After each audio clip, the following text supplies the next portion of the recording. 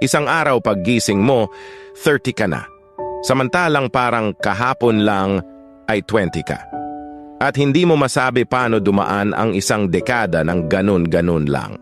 Ang tanging masasabi mo ay parang kailan lang.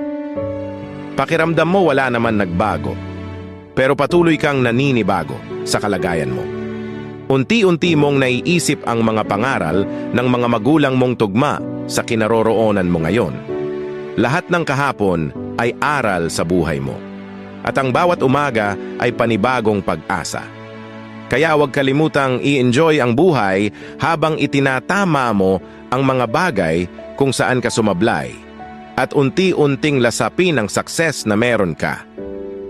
Dahil bukas, 40 ka na. Parang kailan lang.